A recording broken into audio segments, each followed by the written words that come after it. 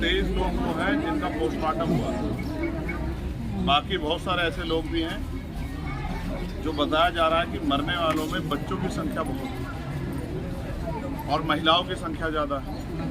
तो जो लोग बिना पोस्टमार्टम कराए अपनी बॉडी को पार्थिव शरीर को ले गए, ऐसे बहुत सारे लोग। मैं सुबह से कह रहा हूँ कि भाई गलती किसकी है, किसकी सवाल मेरे सामने आ रहा है। तो मैं सच बोलने की हिम्मत रखता हूँ। गलती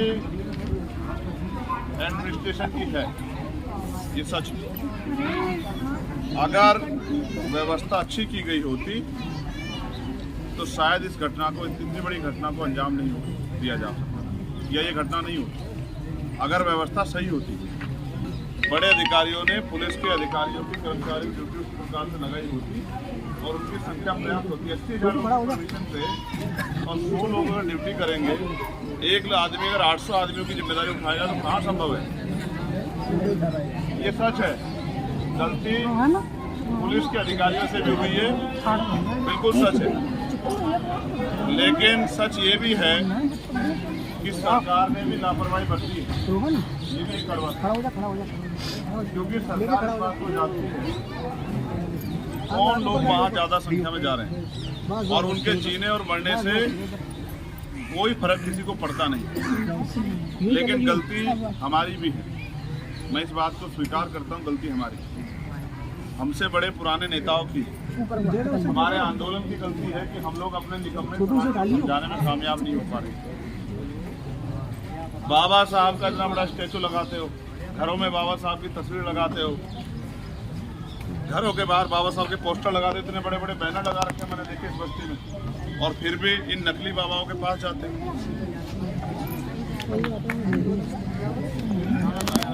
बाबा साहब अम्बेडकर के संघर्षों को भूल के और वहाँ जाते हो ये सोच के कि आपकी गरीबी, परेशानी, लाचारी, बीमारी, आपकी समस्या बाबा ठीक कर देंगे। और तो बताओ किसने ठीक हुई? परमानेंटली नहीं ठीक होगी क्या? अब इतने लोगों को कोई परेशानी नहीं रहेंगी जितने लोग मर गए हैं, इनको कभी कोई परेशानी नहीं होगी ज़िंदगी में। लेकिन इनके परिवार को जो परेशानी होगी वो परमानेंट की होगी, बहुत लंबी, जब तक ये जिएंगे। जिसने अपनी बहन खो दी, जिसने अपनी माँ खो दी, जिसने अपनी बेटी खो दी, जिसने अपना बेटा खो दिया, उनके जीवन में सदैव के लिए अंधेरा हो गया। महसूस करो, अगर हम अपने लोगों को समझाने में कामयाब हो जाएंगे और वो लोग हमें अपने अंदर भी झांकना चाहिए। और इसका कारण ये है कि जब मैं पार्लियामेंट में बोल रहा था तो मैंने कहा था कि देश आज़ाद हुआ लेकिन धन, धरती, राजपाट में बंटवारा नहीं हुआ। तो जो लोग गरीब थे पिछले व्यवस्था के आधार पे, जब संविधान से पहले व्यवस्था थी, वो गरीब के गरीब रहे और अमीर अमीर होते गए। अब उन गरीबों को अपने पैरों पे खड़ा होने के लिए तमाम तरह के संघर्ष करने पड़ रहे हैं और ये लोकतांत्रिक जिम्मेदारी थी कि हर व्यक्ति को सुख सुविधा और सम्मान मिले। लेकिन मैं समझता हूँ कि आप वहाँ गए क्यों? आप इसलिए वहाँ जाते हो कि जो गरीबी आपकी ज़िंदगी में है, आपके बेटे को रोजगार नहीं मिल रहा है, बेटी की शादी नहीं हो रही है, मकान टूटा फूटा मकान है, ज़मीन नहीं है, बीमार है, तो बाबा जी से आशीर्वाद लेके सब चीज़ ठीक हो जाएंगी। तो हुई क्या? हुई क्या? तो इसके बाद तो समझ आ जानी चाहिए। छोटू ऊपर कर लियो, ऊपर कर लियो। माय के पकड़ लो पल्ली तरफ। अगर इसके बाद में समझ नहीं आ रही है, फिर भाई आप अपनी मौत के जिम्मेदार खुद ही होंगे। फिर किसी को क्या कोसना, किसी को क्या बुरा कहना। वो अलग है कि सरकार ने आपकी जान की कीमत 4 लाख रुपए लगाई, 2 लाख रुपए स्टेट सरकार ने, 2 लाख उनको लगता है कि आपकी जीवन कीमत 4 लाख रुपए, जबकि सत्य नहीं। मेरा ये मानना है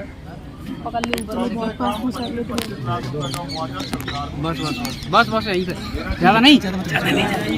क्योंकि जो व्यक्ति पाल पोस के इसको बड़ा किया गया है और जिसके ऊपर परिवार की जिम्मेदारी टिकी है या जिससे परिवार जुड़ा हुआ है, जब वो नहीं रहा तो उसकी कमी तो कैसे पूरी नहीं हो सकती। लेकिन सरकार, मुख्यमंत्री आए थे, मुझे लगा था उनके आंसू पूछेंगे, लेकिन मुख्यमंत्री जब आके यहाँ पता लगा कि ये कौन लोग हैं जिनके साथ इतना जुल्म हुआ है, तो मुख्यमंत्री सोचा होगा इनकी जिम्मेदारी मेरे सर नहीं, इनकी जिम्मेदारी तो चंद्रशेखर आजाद को उठानी है। तो चाहे वो की उनकी मदद करे तो 2-2 लाख रुपए देके टाल के चले गए।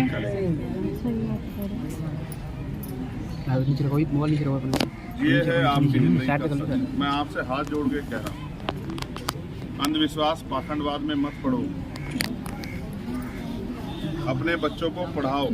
वो अलग बात है कि सरकार ने रोजगार के सारे साधन खत्म कर दिए, पढ़े लिखे नौजवान बेरोजगार घूम रहे हैं। भर्ती आती है, भर्ती बाद में आती है, पहले पेपर लीक हो जाता है, और जो भर्ती आ जाती है उसमें 69,000 शिक्षक भर्ती में घोटाले हो जाते हैं। लेकिन फिर भी हम पे ये रास्ता नहीं है, ये रास्ता तो हम पे इतने साल हम जुर्म सहते रहे सदियों, तब सब लोगों ने होते, किसने हमारी बात नहीं सुनी।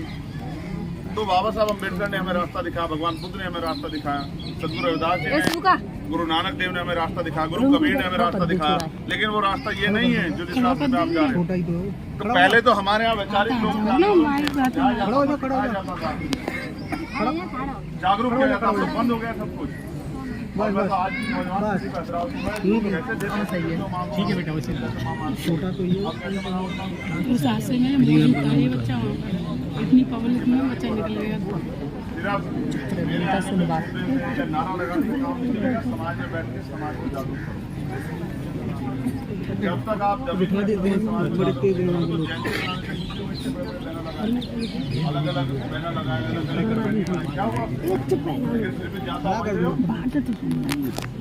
आपको बाबा के रास्ते पे नहीं, डॉक्टर बाबा साहब अम्बेडकर के रास्ते पे चलना होगा। अगर आपको अपनी जिंदगी में उद्धार करना है, आपको अपनी गरीबी, बेबसी, लाचारी, परेशानियां, बीमारियों का इलाज करना है, तो आपको अपनी सामाजिक जागरूकता बढ़ानी पड़ेगी और राजनीतिक ताकत भी बनानी पड़ेगी। और आप नहीं कर पाओगे ऐसा, तो फिर कोई परिवार जाएगा बाबा के पास, और बाबा के पास जाने के बाद बाबा से क्या उम्मीद करेगा कि जीवन बदल जाए। और मैं तो ये जो मीडिया के साथी के माध्यम से कहना चाहता हूँ बाबा जी को, ये वाले बाबा जी, अपने वाले बाबा जी नहीं, उनके विचार तो हम पे हैं। ये जो बाबा जी यहाँ वाले, कि अगर वास्तविकता में इनके हितैषी हो तो इनको कम से कम 1 करोड़ रुपए का मुआवजा अपनी तरफ से दो। अगर आप इनके हितैषी हो, जिनकी जान चली गई, जिनके परिवार का सूरज छिप गया है, उनको कम से कम 1 करोड़ रुपए का मुआवजा दो, तब तो मैं मानूँ कि आप इनके हितैषी, क्योंकि ये आप ही के नाम पे तो गए थे वहाँ। और अगर आप ऐसा नहीं करते तो ये माना जाए कि आप इनसे